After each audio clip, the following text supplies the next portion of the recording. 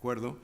Bien, en el Estatuto de Autonomía de Extremadura de 1983 se establecen lo que van a ser las primeras líneas, en mi opinión, las primeras líneas de la acción exterior de la Comunidad Autónoma de Extremadura. Todo de una manera muy simple y muy poco desarrollada. La primera preocupación que tiene la comunidad autónoma en aquel momento, en el 83, es la emigración extremeña. En los primeros artículos del Estatuto se dice que los emigrantes extremeños tendrán una serie de derechos aquí en la comunidad autónoma garantizados por el Estatuto. Y también habla de las comunidades extremeñas en el exterior. Y en relación con estas comunidades extremeñas en el exterior, establece una tímida iniciativa, o diríamos un poder de propuesta o una facultad de propuesta al Estado para que realice tratados internacionales con los países donde están asentadas estas comunidades para resolver pues algunas cuestiones. No conozco ningún tratado, no sé si algún profesor de Derecho Internacional, pero yo desde luego no conozco ningún tratado que se haya estado con comunidades extremeñas, porque además tengamos en cuenta que la protección exterior de los ciudadanos españoles y por lo tanto extremeños se lleva desde las embajadas españolas y desde los consulados españoles. La segunda idea que hay de acción exterior, o el inicio de idea que hay en acción exterior en el Estatuto de Autonomía del 83, es la difusión de la identidad extremeña.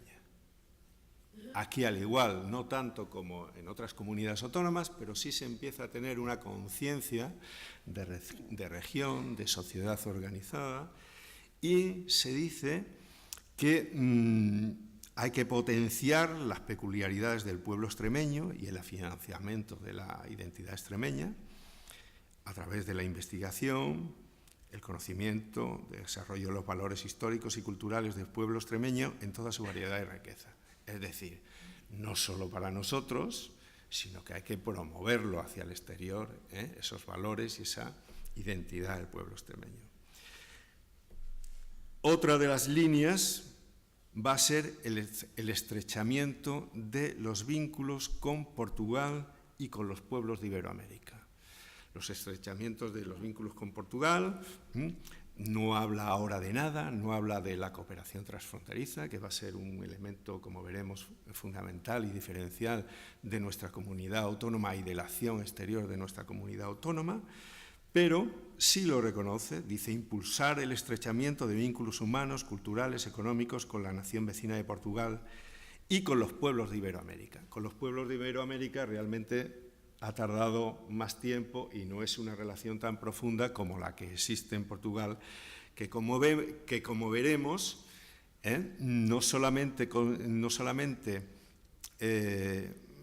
la relación con Portugal no solamente ha consistido en participar dentro de los resortes del Estado en la relación con el país vecino, sino apoyados y amparados por el Convenio de Madrid del Consejo de Europa de cooperación transfronteriza entre entidades territoriales de ámbito inferior al Estado, hemos llegado a formar actualmente una eurorregión con las regiones vecinas de Alentejo y de Centro en Portugal.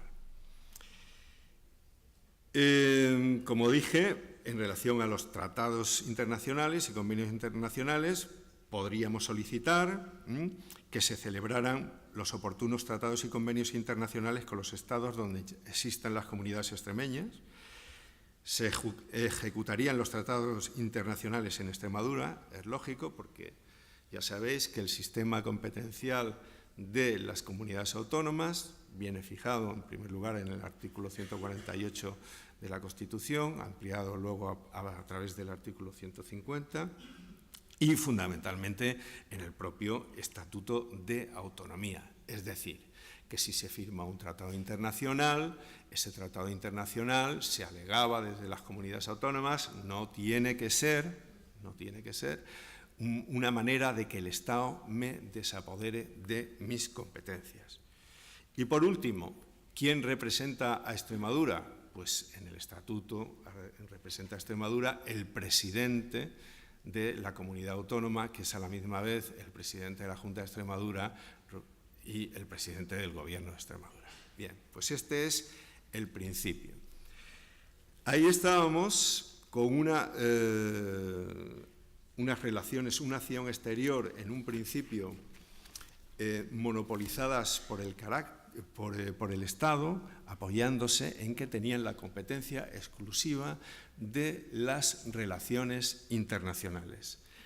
Pero cuando uno establece en un país una descentralización política, el querer acaparar por los poderes centrales la totalidad de las relaciones internacionales es ni más ni menos que poner puertas al campo. Bien, ¿por qué es así? Porque yo, para el desarrollo de mis competencias, necesito relacionarme. Necesito vender mis productos, necesito potenciar mis empresas, necesito difundir mi cultura, no solo dentro, por supuesto, sino fundamentalmente fuera. Entonces se va creando una determinada actividad de las comunidades autónomas con visitas, con viajes, con convenios sin valor jurídico, que en muchas ocasiones son cuestionados por el Estado, son recurridos ante el Tribunal Constitucional y el Tribunal Constitucional en un primer momento tiene la posición de dar en exclusiva al Estado todo el complejo entramado de lo que es las relaciones internacionales. Todo esto empieza a desbordarse. ¿Cómo? Pues en primer lugar porque España empieza a estar inmersa en el proceso de globalización e internacionalización de la economía, donde ya no solamente los Estados van a tener el monopolio de las relaciones internacionales, sino que también van a empezar a surgir organizaciones internacionales, van a crearse para influir tanto dentro de la Unión Europea como fuera, lobbies de asociaciones empresariales, de asociaciones regionales que tienen intereses comunes, es decir, lo que son los sujetos en el ámbito internacional se van a multiplicar. Bien,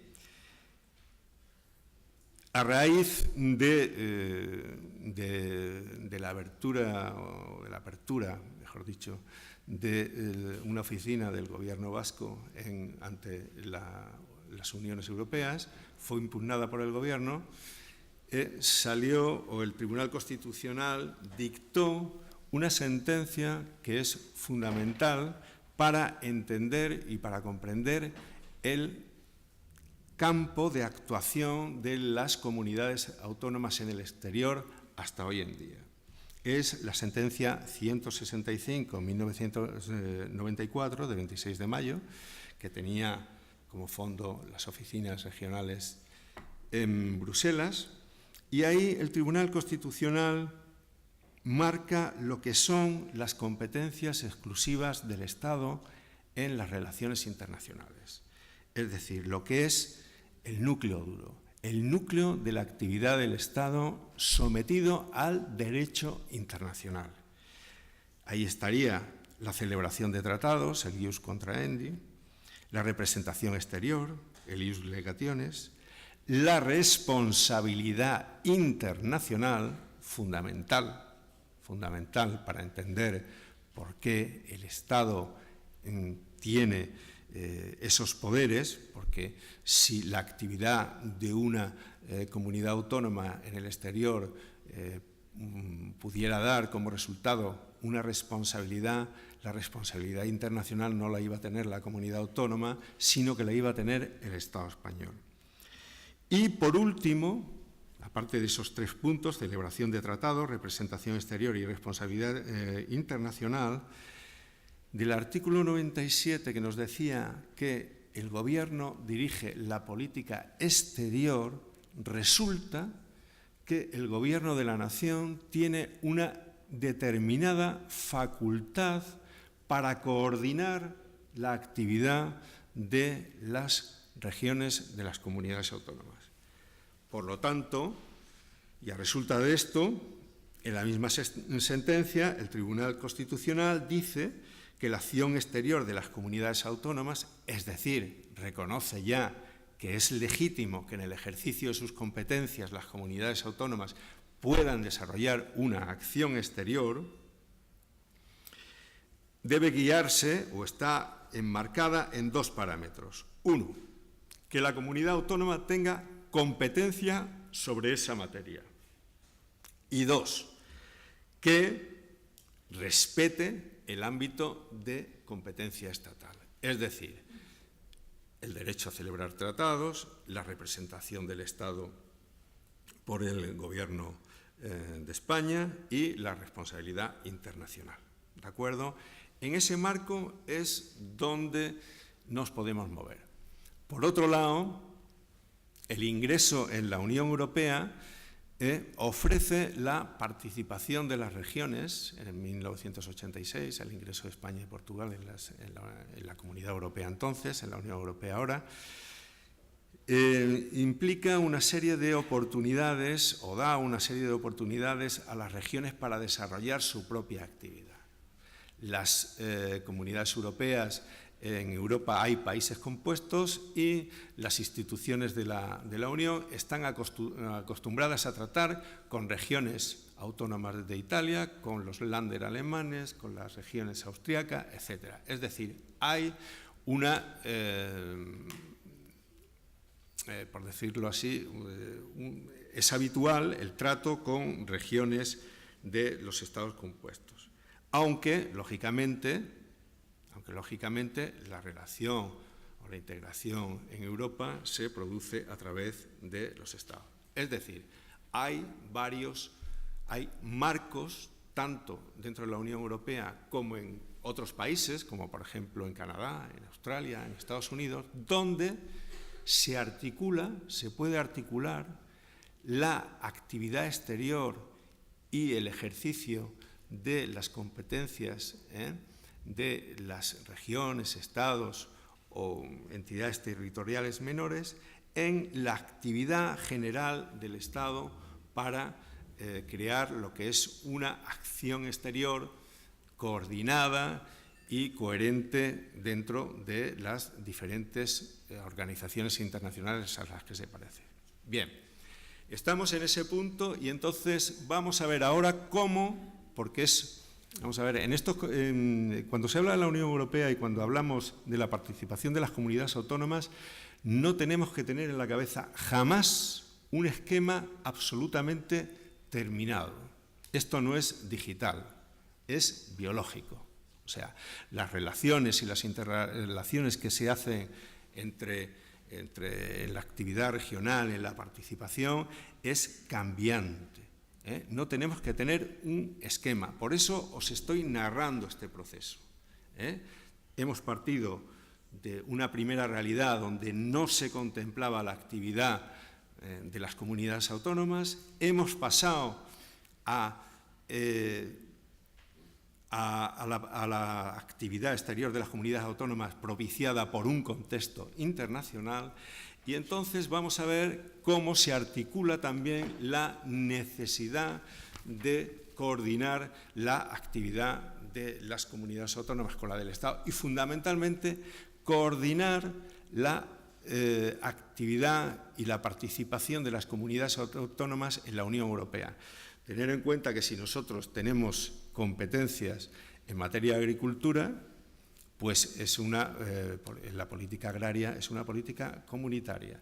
Si nosotros no pudiéramos participar en la elaboración y en la aplicación de la política agraria comunitaria, pues nos habrían quitado una competencia nuestra. Si fuera el Estado, en virtud de que eso es de la Unión Europea, dije, no, esto es una relación internacional, pues la aplico yo. Bien, pues eso nos quitaría el ejercicio de competencias que tenemos atribuidas estatutariamente. Bien, ¿cómo se ha articulado esa participación de las comunidades autónomas en el ámbito europeo? Pues a través del instrumento de lo que es una conferencia sectorial. En el año 88 se formó la Conferencia de Asuntos Relacionados, la Conferencia Sectorial se llamaba entonces, de Asuntos Relacionados con las Comunidades Europeas, donde, bajo esa estructura de la conferencia sectorial, es decir, una reunión entre el ministro competente y los consejeros competentes en la materia, empiezan a ponerse de acuerdo en determinadas cosas. Y este procedimiento va a ir paso a paso hasta hoy en día y parte de una cosa muy sencilla, que os voy a contar ahora, a regular lo que es la participación de las comunidades autónomas tanto en lo que se llama fase ascendente del derecho como en la fase descendente. En la fase descendente había muchísimo menos problema porque todos los estatutos de autonomía establecían la ejecución de los tratados, como he dicho antes, en el propio territorio, pero también la participación de las comunidades autónomas en el Consejo de Ministros, en una cuestión que se llama comitología, que luego explicaré, y, aparte de ello, la otra participación que van a tener las comunidades autónomas en las instituciones comunitarias ya son las establecidas por el tratado en el Comité de las Regiones. Bien, esta conferencia sectorial, que se inicia en 1988 como una reunión informal, empieza a tomar acuerdos. El primer acuerdo que toma es en 1990 y trata de dos cuestiones muy sencillas. Os he comentado antes el tema de las ayudas de Estado. Es decir, los gobiernos regionales, el gobierno de Extremadura, en desarrollo de sus políticas, pues da ayudas a la instalación de empresas, da ayudas a la inversión, da ayudas a producciones, etcétera, etcétera. Como os he comentado antes, el tema de ayuda